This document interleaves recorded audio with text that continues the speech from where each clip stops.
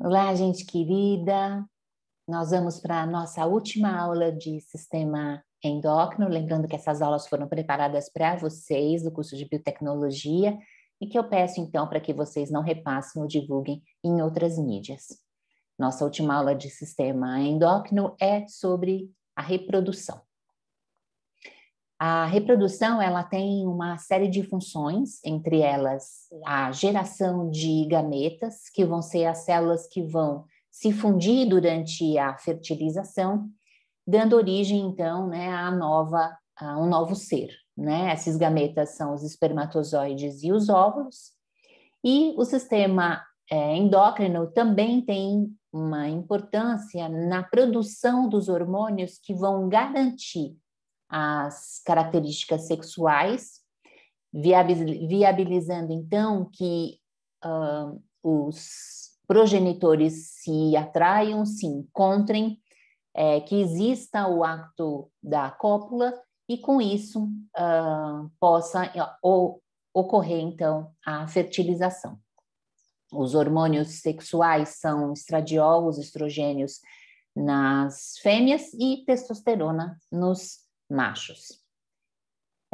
Para desenvolver essas funções, né, de geração de uma nova prole, mas antes disso, né, garantir, né, que os progenitores se encontrem e que a fertilização aconteça, o sistema reprodutor ele conta com uma série de padrões de controle entre hipotálamo, hipófise e gônadas para garantir, então, o desenvolvimento e a manutenção dos gametas maduros, os óvulos, os espermatozoides, as células germinativas primordiais, a união bem-sucedida entre esses gametas, ou seja, o sucesso na fertilização, além disso, o crescimento e desenvolvimento do feto no corpo da mãe.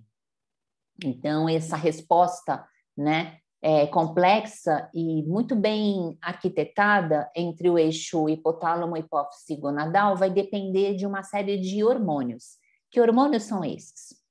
Começando com os hormônios hipotalâmicos, então os hormônios liberadores de gonadotrofinas, que a gente chama de GnRH do inglês, né?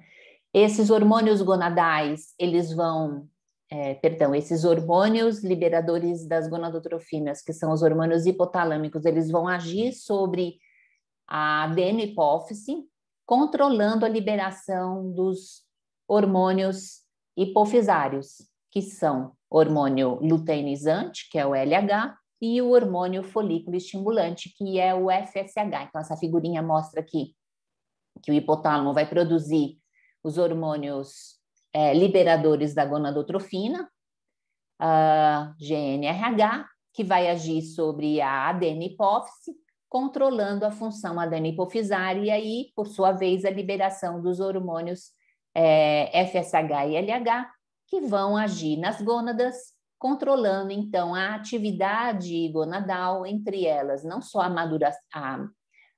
o desenvolvimento e maturação dos gametas, mas também a produção dos hormônios gonadais, testosterona e estradiol. E o mecanismo de controle desse eixo hipotálamo hipofisário gonadal se dá por meio de um feedback negativo, ou seja, uma retroalimentação negativa.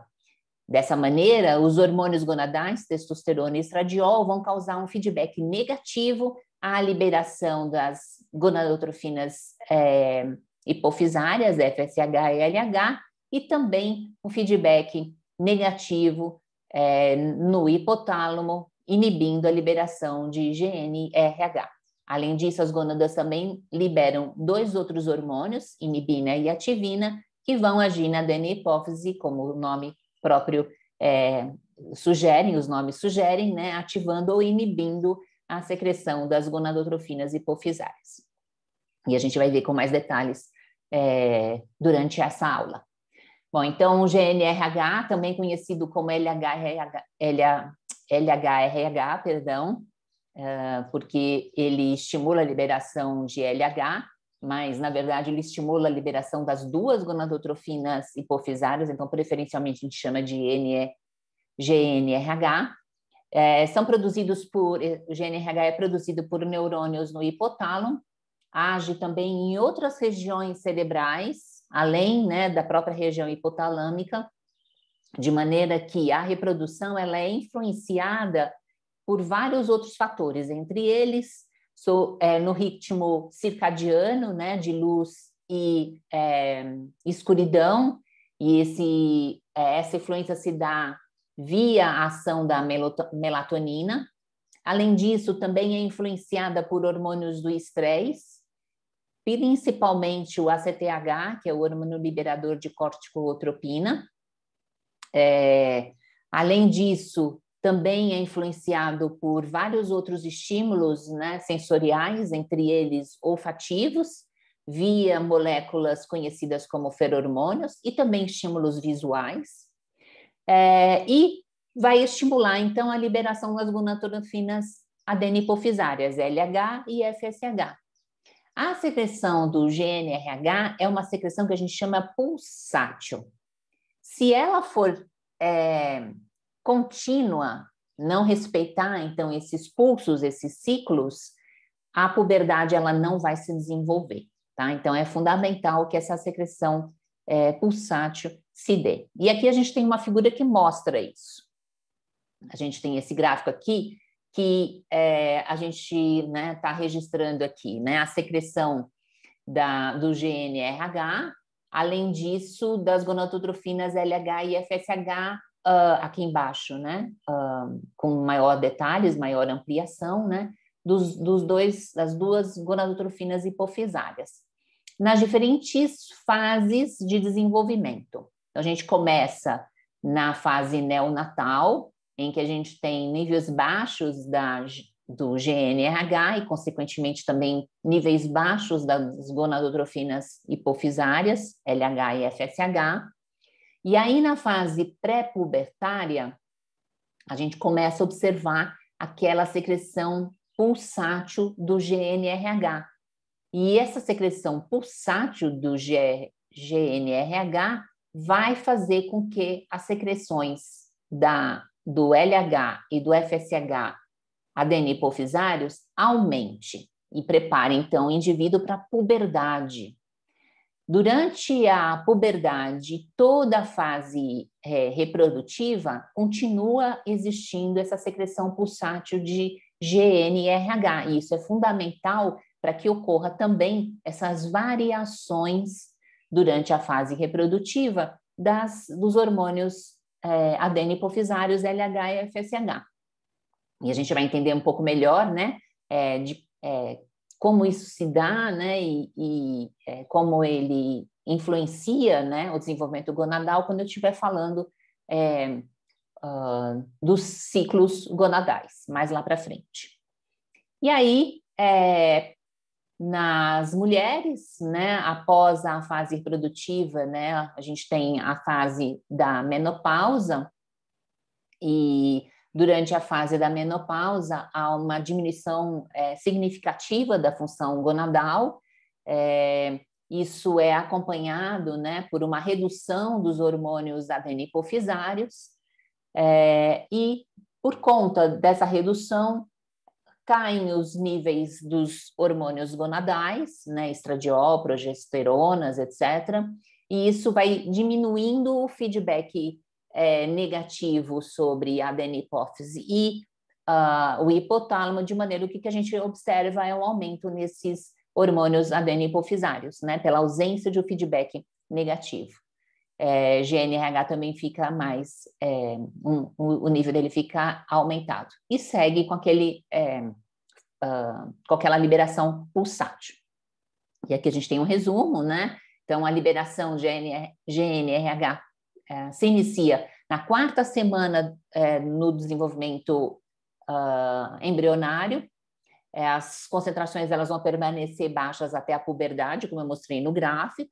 Quando chega a puberdade, a secreção do GNRH fica pulsátil, e é essa secreção pulsátil que vai estimular o aumento das secreções adenipofisárias de LH e FSH.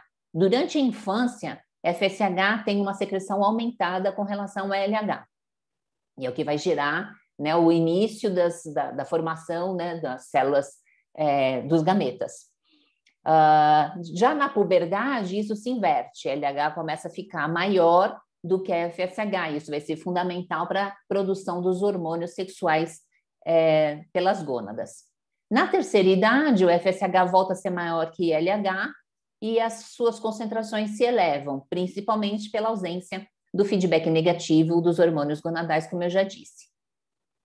Na puberdade, além desse padrão pulsátil, também ocorrem picos noturnos de LH e um aumento da sensibilidade dos receptores hipofisários ao GNRH, que a gente chama de upregulation, ou seja, a adenipof ela fica mais sensível ao hormônio hipotalâmico, e aí a resposta ela é mais acentuada. Muito bem, aqui é mais um gráfico mostrando, né, essas concentrações, né, plasmáticas desses hormônios, tanto o hipotalâmico, que é o GNRH, quanto os adenipofisários, LH e FSH, conforme estão aqui as cores mostrando. E isso ao longo do dia. Então, a gente está vendo aqui agora não durante o desenvolvimento, né, nas diferentes etapas do desenvolvimento do ser humano, mas sim aqui ao longo do dia, mostrando que essas secreções elas variam ao longo do dia e, como eu já mencionei, né, ocorre alguns picos importantes durante a noite, principalmente do LH. As gonadotrofinas, elas são de natureza glicoproteica, então, se são proteínas, elas vão agir em receptores de membrana plasmática, como a gente viu na nossa primeira aula, né? O LH é o hormônio luteinizante, ele vai regular a síntese dos hormônios sexuais, que tem natureza esteroídica, são esteroides, então a gente também já sabe que os hormônios de natureza esteroídica vão agir em alvos moleculares intracelulares, né? E o FSH, que é o hormônio folículo estimulante, né, como o próprio nome sugere, ele vai controlar a produção dos folículos, ou seja, dos gametas. E os seus pulsos são pulsos, dependem de pulsos lentos de GNRH. Então, GNRH controla de maneira diferenciada a secreção de LH e FSH. Para a secreção de LH, os pulsos rápidos de GNRH é que vão ser os principais eventos estimuladores da liberação. Para a liberação de FSH, são aqueles pulsos lentos, né, de GNRH. E é assim que é controlada a secreção diferencial das duas gonadotrofinas pela adenopófise, dependendo, então, de como é o pulso de liberação de GNRH pelo hipotálamo. Muito bem, então, durante os primeiros anos de desenvolvimento, né, então, após o nascimento e durante toda a fase da infância, há uma liberação basal de GNRH, né, com níveis baixos de LH e FH, mas chega um momento, né, que é determinado pelo relógio biológico, né, entrando na fase pré-pubertária, que os níveis de GNRH aumentam. E esse aumento nos níveis de GNRH vai produzir, consequentemente, aumento nos níveis das gonadotrofinas adenipofisárias, LH e FSH, em ambos, meninos e meninas. E aí se desenvolve, então, a fase conhecida como puberdade. Esses hormônios, essas gonadotrofinas hipofisárias, elas vão agir nas gônadas masculinas e femininas, agindo nos ovários, vai fazer com que eles comecem a se desenvolver, comecem a desenvolver os folículos, né? E produzindo os hormônios sexuais femininos, estrógenos e progesterona. E nos meninos, o desenvolvimento, né, dos testículos, com a produção, né, de espermatozoides e também com a produção do hormônio sexual masculino, que é a testosterona. E esses hormônios sexuais,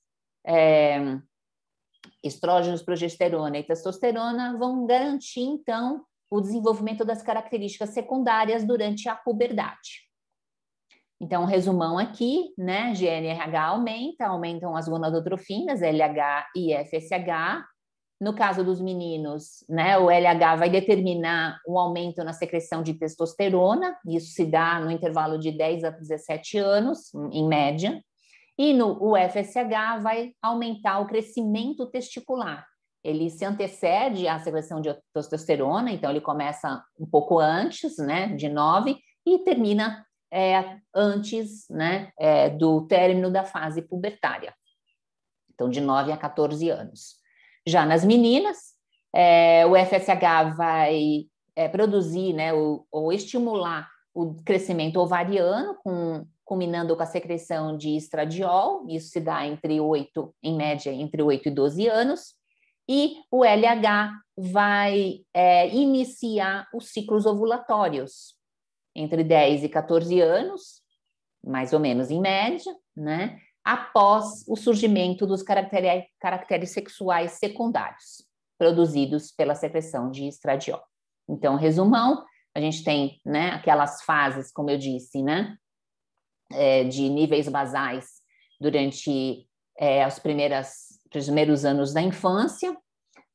Durante a pré-puberdade e puberdade, a gente tem uma grande mudança nos níveis desses hormônios, que vão produzir mudanças visíveis nos indivíduos, com as características sexuais secundárias, e ao longo, né, de toda a fase reprodutiva, de toda a maturidade sexual, esses hormônios continuam, né, tendo a importância não só na manutenção dessas características, mas para garantir também a reprodução, né, e a viabilidade da reprodução e da fertilização, e no caso das mulheres, garantir, né, o sucesso de uma gestação.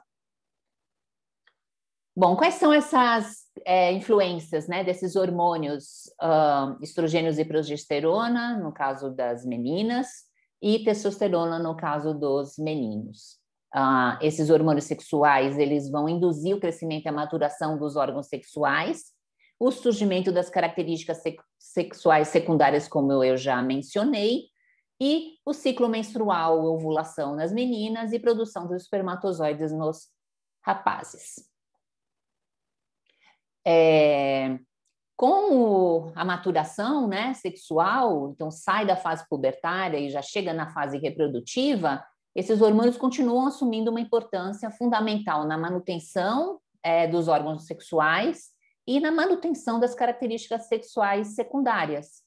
Além disso, garantem a contínua produção de espermatozoides, os ciclos menstruais e a ovulação e, como eu já disse, a gravidez e a lactação, no caso das mulheres. Ok, então, resumão, né, aqui só para evidenciar, né, todo esse esquema, né, de controle, eixo, hipotálamo, hipófise e gônada, lembrando que esse mecanismo ele está sob a influência, né, de uma retroalimentação negativa, de maneira que o aumento nos níveis de testosterona vai, além de manutenção das características sexuais secundárias, exerce um feedback negativo para a liberação de GNRH e de os hormônios adeno-hipofisários. Então, a espermatogênese vai depender de FSH e da testosterona, nós vamos ver em detalhes já já. E nas mulheres, também está presente, né, esse eixo hipotálamo, hipófise e gônadas, lembrando também que esses hormônios sexuais femininos, estrogênios e progestinas, eles vão manter, né, as características sexuais secundárias, mas vão também exercer uma influência negativa da liberação de GNRH, FSH e LH por conta da retroalimentação negativa ou do feedback negativo.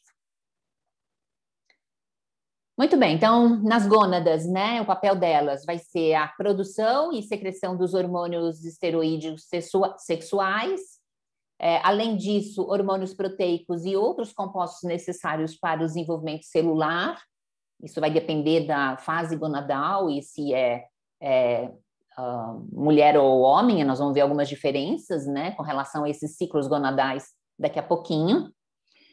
Os esteroides sexuais, estradiol e progesterona nas fêmeas e testosterona nos machos, e eles são produzidos a partir do colesterol, como eu já disse, tem uma natureza esteroídica. E aqui a gente tem um resumão, né, assim, um esquema, na verdade, né, dessa cascata de síntese dos hormônios sexuais. As gônadas, elas possuem todo esse arcabouço enzimático para fazer essa síntese.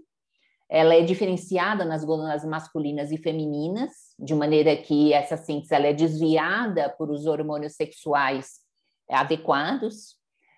E também esse arcabouço enzimático ele está presente lá na córtex da suprarrenal, como a gente já falou, né, em outra aula, que também vai culminar com a produção de hormônios sexuais por aquela glândula. Então, aqui, né, a partir do colesterol, dá origem à pregnenolona, e ela, por sua vez, né, dependendo de quais são as enzimas presentes nesse tecido, vai ser encaminhada, né, ou para a progesterona, ou vai para os andrógenos, né, aqui. A própria progesterona pode dar origem aos andrógenos, combinando com a síntese de testosterona, ou, né, ser desviada para a estrona e estradiol.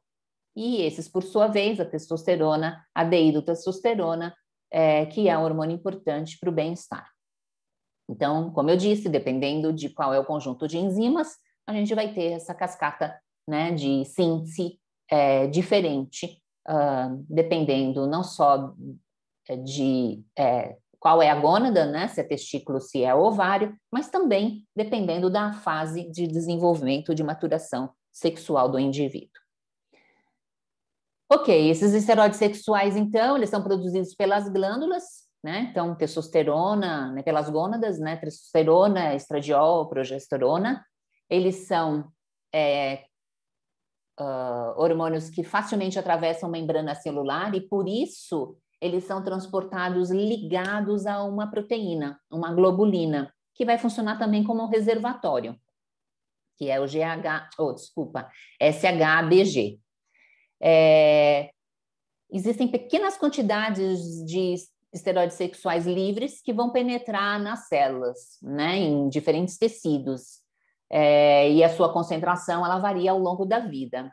No entanto, a maior parte dos esteroides sexuais circula no plasma ligado ou complexado com essa globulina.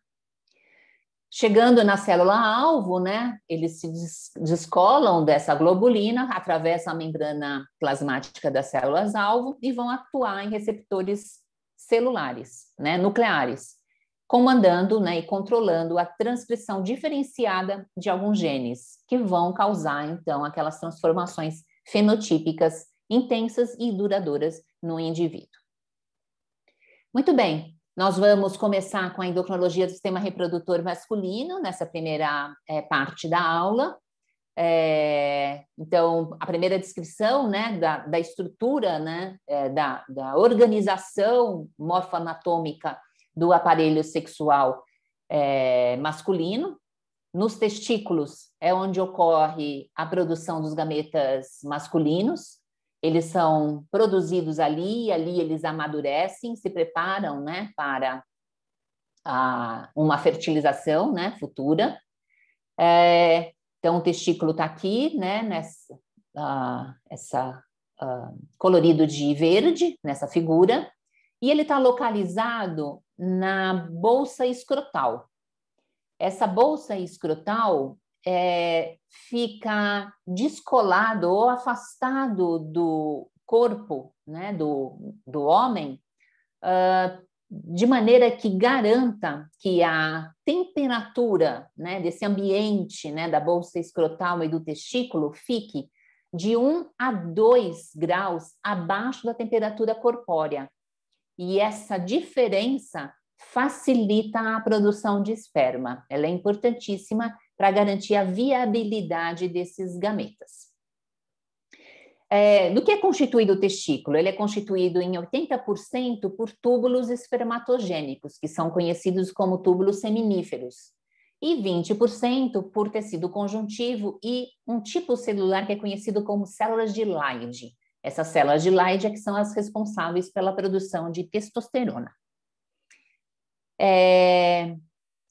Nesses túbulos, né, a gente vai ter diferentes nomenclaturas, né, dependendo do trajeto, né, do local onde eles se encontram, e aí eles vão dar origem ao epidídimo.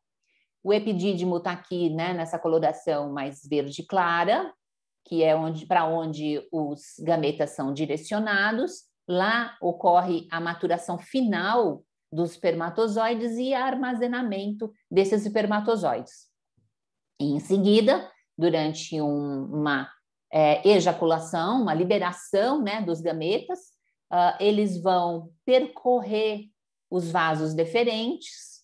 Durante esse percurso pelos vasos deferentes, eles vão encontrando algumas secreções que são produzidas por glândulas acessórias, dando origem, então, o que é conhecido como esperma. Então, o esperma ele vai ser um conjunto dos gametas, dos espermatozoides e várias outras secreções que são adicionadas ao longo desse percurso. A produção de espermatozoides, por dia, ela pode atingir até 100 milhões, ou seja, 100 milhões de gametas masculinos produzidos diariamente.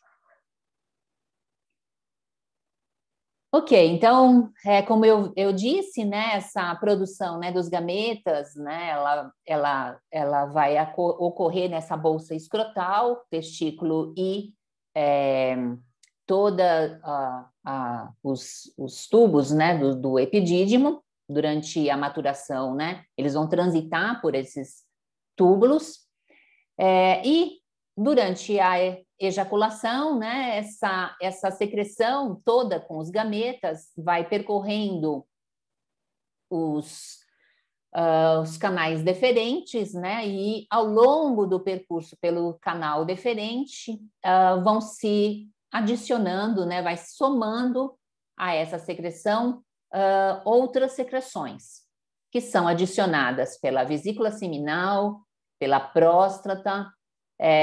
A própria parede, né, do canal deferente também pode produzir muco que vai sendo adicionado. Bom, então, além dos espermatozoides, esse líquido conhecido como sêmen, ele possui secreções da vesícula seminal, principalmente a frutose. Então, entre os componentes produzidos pela vesícula seminal, a frutose ela é uma das mais abundantes, um dos mais abundantes, e é a frutose que vai dar a energia necessária para que o batimento flagelar, né, do espermatozoide aconteça. Então, ela vai prover essa energia necessária para um movimento dos espermatozoides.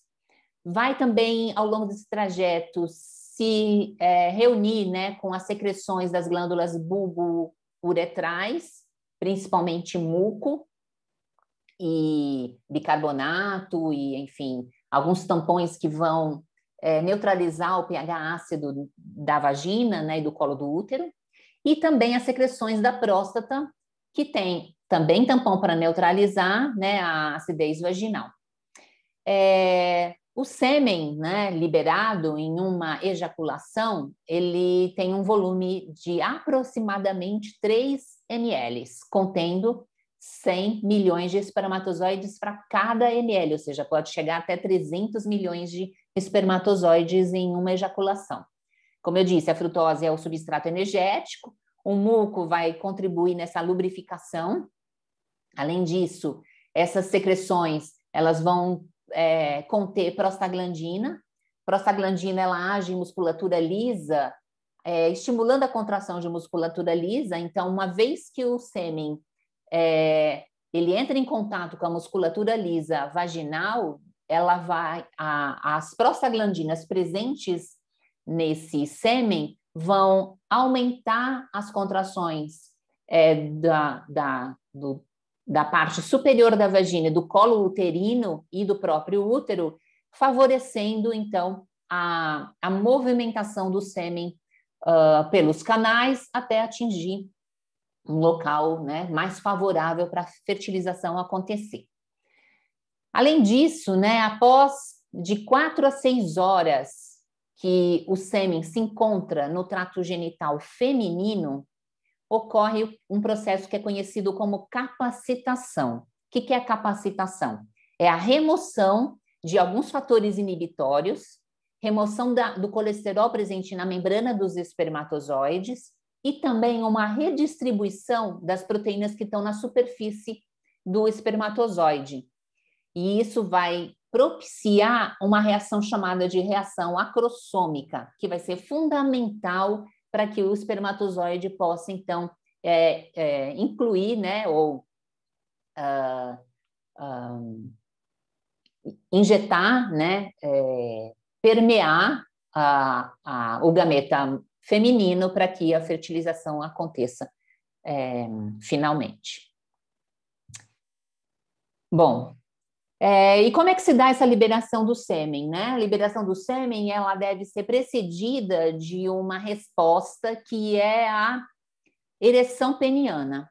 A ereção peniana, ela depende de um aumento na vascularização sanguínea nos corpos cavernosos, que é um tecido, né, que está preenchendo mais de 80% do pênis. Existe uma grande artéria peniana, né, e que, quando ela se dilata, ela vai entumecer esses corpos cavernosos de maneira que a ereção possa acontecer. E como é que se dá, né, essa ereção? Isso vai depender da liberação de óxido nítrico pelos corpos cavernosos. O óxido nítrico é um vasodilatador importante, a gente vai falar bastante dele no módulo, nas aulas de sistema cardiovascular. O óxido nítrico, então, ele vai ativar nas musculaturas lisas que envolvem os vasos sanguíneos dos corpos cavernosos a produção de GMP cíclico. E o GMP cíclico, ele relaxa a musculatura lisa.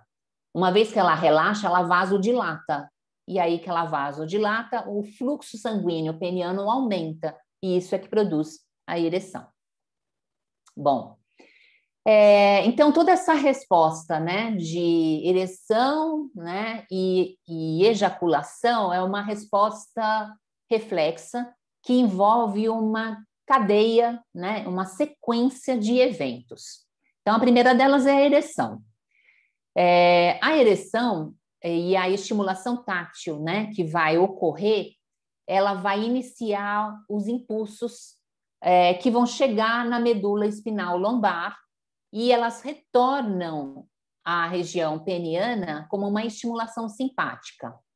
Essa estimulação simpática vai causar contração na musculatura lisa do epidídimo.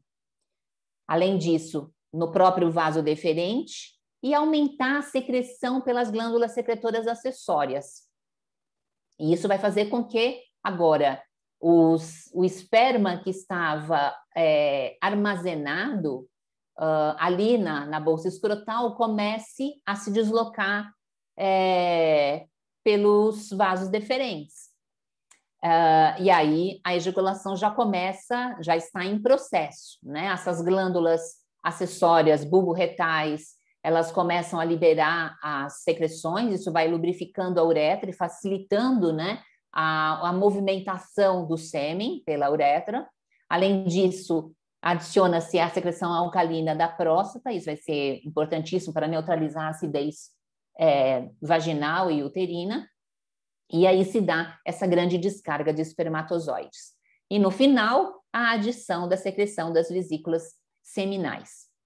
Um dos constituintes também, né, dessas vesículas seminais são as proteínas chamadas de semenogelinas. E a gente tem dois tipos, 1 e 2. Elas formam um gel. Então, no momento da ejaculação, esse sêmen ele está na forma gelificada. Mas a próstata, ela secreta junto um antígeno, né, uma outra proteína, que é o antígeno prostático específico, o PSA, que é capaz de degradar essas semenogelinas. E isso vai fazer com que aquele sêmen que estava, o esperma que estava gelificado, mais consistente, mais viscoso, ele vai agora se liquefazer. Isso se dá de 5 a 15 minutos após a ejaculação. E essa mudança de estado de gel para líquido vai favorecer, então, agora a mobilidade dos espermatozoides para que a fertilização aconteça com mais sucesso, né? Bom, a gente já sabe que esse PSA, né, que é um antígeno produzido pela próstata, ele é um indicador de câncer da próstata. Níveis aumentados de PSA sugerem, né, que exista uma hiperplasia prostática. Então, é bem importante fazer, né, para todos os homens, fazer um acompanhamento anual com o urologista para avaliar a saúde da próstata, né, se ela tem algum aumento de tamanho, isso pode ser feito com exame de toque, né, ou também acompanhado do exame bioquímico para avaliação dos níveis de PSA, perdão. Muito bem. Vamos falar um pouquinho agora da maturação dessas células que são os espermatozoides, né? Então, aqui a gente tem a bolsa escrotal, né, com o testículo, o epidídimo aqui, né, e ali já vai para o canal deferente. Para a gente ampliar, né, o testículo, a gente vai observar que eles são formados, como eu disse, 80% de túbulos seminíferos.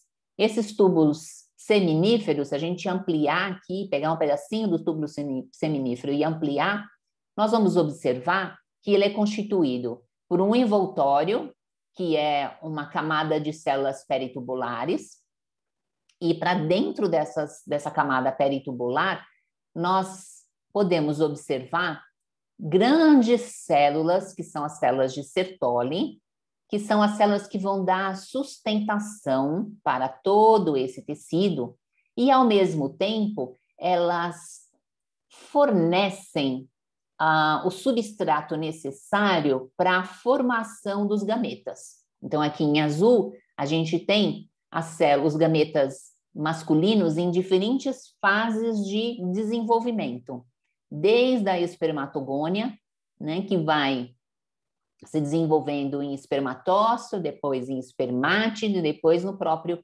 espermatozoide, né?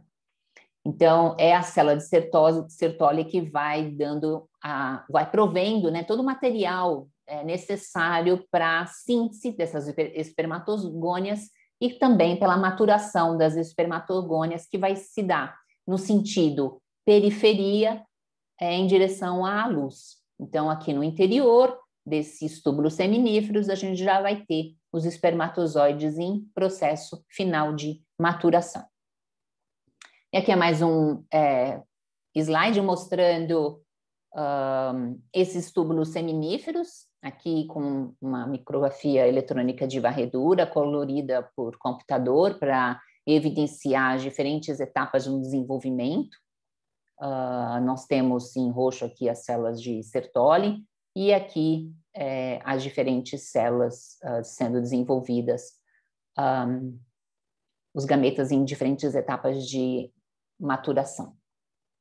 E eles vão maturando, vão indo para o interior dos túbulos seminíferos e daí eles passam a se movimentar em direção ao epidídimo, onde ficam armazenados, e essa parte, né, que sofre, então, aquela contração durante a ejaculação, para que eles sejam encaminhados aos vasos deferentes. E aqui, de novo, né, mais um pouquinho para ilustrar, né, essa organização desses gametas na bolsa escrotal, no testículo, que a gente tem aquela membrana periférica do túbulo seminífero. Para dentro, nós já vamos ter as diferentes células de Sertoli e também os gametas em diferentes fases de desenvolvimento. Além disso, do lado de fora do túbulo seminífero, nós vamos observar um outro tipo celular, que são as células de Leydig, que eu já havia mencionado a vocês, que são as células produtoras de testosterona. Aqui as células de Sertoli em destaque agora, né, mostrando a posição delas, né? Elas estão completamente distribuídas pelo túbulo seminífero e elas que vão estar provendo, então, esse substrato necessário para a origem, né, para dar origem às células, os gametas masculinos. Aqui só mais um esquema para ilustrar, né, lembrando que esse desenvolvimento se dá da periferia em direção à luz dos túbulos. Além, né, das células de Sertoli estarem produzindo, né, dando esse material necessário para os gametas, né, serem produzidos, elas também são responsáveis pela produção de um hormônio, que é a inibina, que vai controlar essa produção de gametas nos testículos. E, novamente, aqui as células de Leydig responsáveis pela produção de testosterona. E aqui, né, as diferentes fases de desenvolvimento das células sexuais masculinas, desde o espermatogônio, que é 2N, até o espermatócito secundário, que é N, já sofreu meiose, até dar origem o espermatozoide, propriamente dito. Novamente aqui, né, a gente tem todo esse esquema, só que agora mostrando o controle hormonal. Então, lembrando o GnRH, hipotalâmico, vai ativar a liberação dos hormônios gonadotróficos hipofisários, LH e FSH, perdão. O FSH, que é o folículo estimulante, ele vai estimular a síntese dos gametas. Então, vai agir sobre as células de Sertoli, fazendo com que essa síntese, essa maturação dos gametas ocorra. E o LH vai agir predominantemente nas células de Leydig, fazendo com que testosterona seja produzida, e a própria testosterona também age nas células de Sertoli, favorecendo a maturação e desenvolvimento dos gametas, o desenvolvimento e a maturação dos gametas masculinos. Desculpa, e aqui a gente tem a inibina, que vai, como o nome sugere, inibir a liberação de gonadotrophinas pela adenohipófise, trazendo essa resposta de feedback negativo a esses eventos. Bom, e como eu já havia mencionado, né, nós temos as diferentes etapas de maturação dos espermatozoides e uma das últimas etapas é o que a gente chama de espermiação, né? Os espermatozoides eles vão ser expelidos para dentro do lúmen tubular, parte do citoplasma ele vai ficar retido na célula de Sertoli, então ele é reaproveitado ali, né, pelas células de Sertoli para gerar outros gametas. E o espermatozoide ele tem aqui diferentes regiões. O acrossoma, que é essa região mais na cabeça do espermatozoide, ele que vai favorecer a penetração do conteúdo nuclear do espermatozoide no óvulo, no gameta feminino. Além disso, um corpo muito rico com mitocôndrias, e essas mitocôndrias elas vão gerar a energia necessária para o quê? Para o batimento do flagelo, que é essa estrutura que vai garantir a mobilidade do espermatozoide, não só dentro ainda da bolsa escrotal, pelos túbulos seminíferos, pelo vaso deferente, mas também depois que a ejaculação se dá no aparelho reprodutor feminino. E aqui a influência dos tipos celulares, né, e dos hormônios nessas etapas, né? Então, eu já mencionei que a testosterona também estimula a espermatogênese e a diferenciação dos gametas masculinos, estimula diretamente as células de Sertoli também a fazer isso, né? E esses hormônios são controlados, e esse hormônio é controlado pelas gonadotrophinas adenohipofisárias. Muito bem. E aí o principal hormônio sexual masculino é a testosterona, é o principal andrógeno, ele é sintetizado, como a gente já falou, a partir do colesterol, e ele é, na célula-alvo, transformado em DHT, dehidrotestosterona. Então, ele é reduzido a dehidrotestosterona para desencadear as respostas nos órgãos-alvo. Então, não é a própria testosterona, e sim a DHT. Aqui a gente tem a testosterona, aqui a via de síntese dela, como eu já havia mostrado, e aqui, a partir da testosterona, com a presença da 5-alfa-redutase, a transformação em DHT, que é o hormônio que vai agir no alvo nuclear dos tecidos alvo de testosterona. Então, lembrando, LH e FSH vão agir nos testículos, né, que vão produzir testosterona. Testosterona entra na circulação, lembra que ela vai ser ligada a uma globulina, ela não circula livre, então ela está complexada com uma glicoproteína, uma proteína. Chegando no tecido-alvo, a liberação da testosterona, ela atravessa a membrana plasmática, aqui dentro no citosol é convertido DHT, DHT entra no núcleo dessa célula, vai agir no receptor nuclear, fazendo com que ocorra todas as ações, né, que vão trazer, né, as respostas sexuais, as modificações sexuais secundárias, enfim, dependendo do tecido-alvo, né, regular a própria produção de gametas e também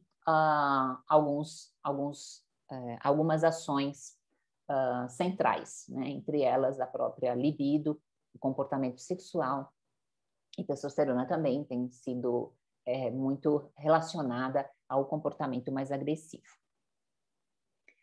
Bom, e também, né, fundamental na manutenção das funções dos órgãos sexuais. Bom, então aqui um resumão, né, das diferentes ações da testosterona, lembrando que o hormônio ativo é a DHT, né, a dihidrotestosterona. Durante a fase da puberdade e adolescência, crescimento dos órgãos sexuais, internos e externos, produção dos espermatozoides.